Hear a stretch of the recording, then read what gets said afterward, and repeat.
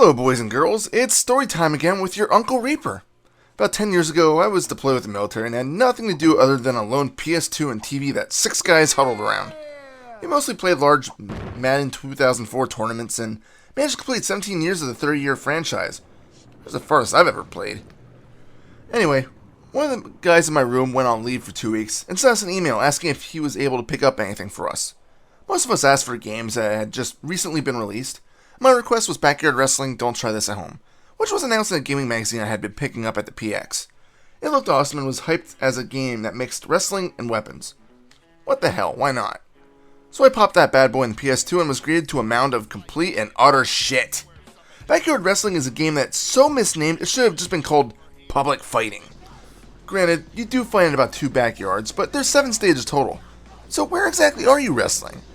Well, as I said, the first area and one of the last ones are backyards.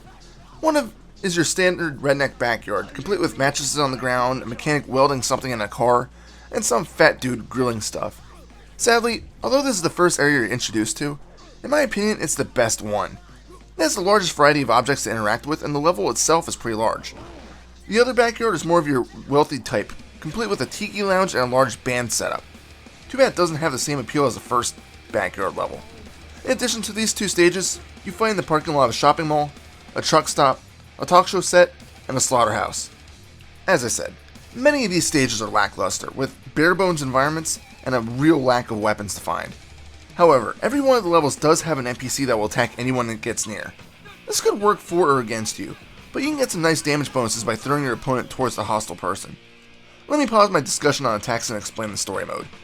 Basically, it follows your character battling in each stage gauntlet style. Each stage has a mix of 3 to 4 opponents, and health isn't completely restored after each battle. In addition to this basic premise, the game follows a talk show where the host announces the day's topic as backyard wrestling, and calls in guests that were affected by the wrestling in one way or another. Some of these cutscenes are humorous, but others are just plain dumb. The final stage is almost like a boss fight, as shitty as it may be. You fight one dude on the talk show set, and he's not any more of a challenge than any of the other wrestlers you may have fought. All in all, the story mode is a complete bore. In addition, each stage in the story mode has several goals for you to achieve. By completing them all, you unlock a special video. Some of these videos are just videos for the Insane Clown Posse, who are supporters of the wrestling. Other videos are just clips of kids wrestling in their backyards.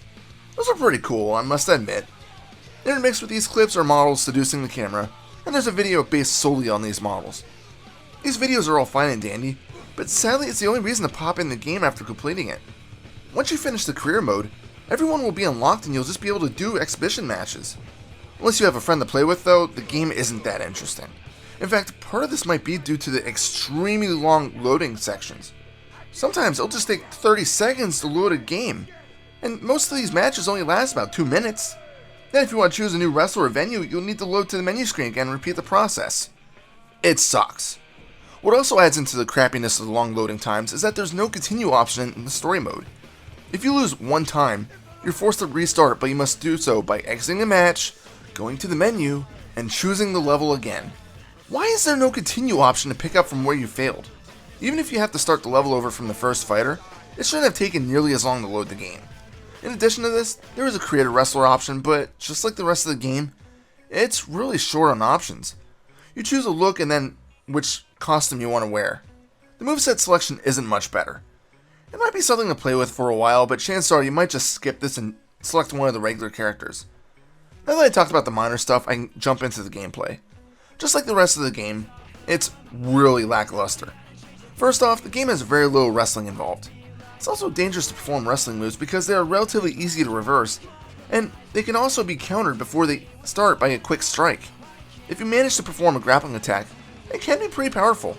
Plus, grappling is the only way to perform this character's finishing move. These finishing moves can be performed when your character's health meter starts flashing red. You can then grapple your opponent and press square and X at the same time. Most of the times, it'll result in a knockout, but if your enemy doesn't have their health completely drained, you may just need to attack 1 or 2 more times. As I said, grappling is easily reversed. All you have to do is press a button when your character flashes. If you press it at the wrong time, naturally nothing will happen. Just remember that reversals can eventually be countered, so you need to be aware of what's happening. Strikes, on the other hand, are an attack that doesn't do as much damage, but can't be reversed. The bonus is that it's much easier to stun someone by strikes than any other method. Maybe I should talk about that quick. You can see 3 different meters underneath the character's health bar. These are basically 3 different stun meters. One is for strikes, one is for grappling moves, and one is for weapons. As an enemy is attacked by one of these 3 methods, the appropriate meter will fill.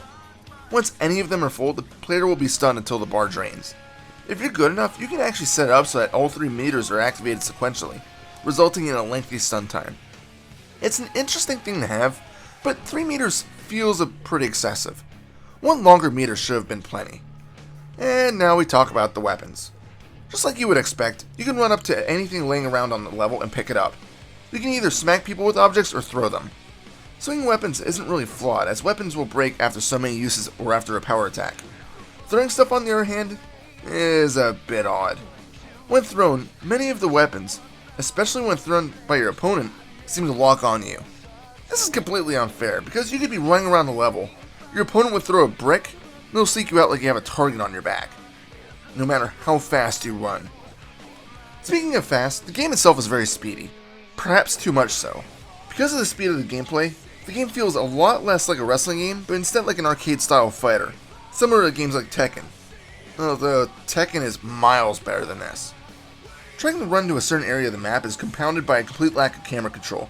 If you want to get onto the top of a table, you might hop up just to fall off again due to the speed of the game. It can also be difficult to jump on certain higher objects. It's just too fast for the game style that they were working towards. Finally, there is one huge positive about the game.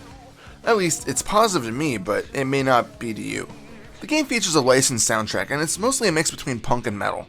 The game features bands such as Bowling for Soup, Machine Head, Andrew WK, Sepultura, Spineshank, and of course ICP. It's really the only part of the game I enjoyed, as it made playing it a bit more tolerable. Backyard Wrestling Don't Try This at Home is pretty much summed up by its subtitle, Don't Try This at Home. In fact, don't try it at home, either in your backyard, your house, or hell, even in your car. And yes, I'm talking about the game.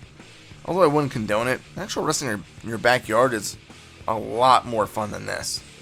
Final score? 3 out of 10. This is Reaper, and as I've been mentioning the last few weeks, check me out on Facebook at facebook.com/ReapersReviews. Happy fragging.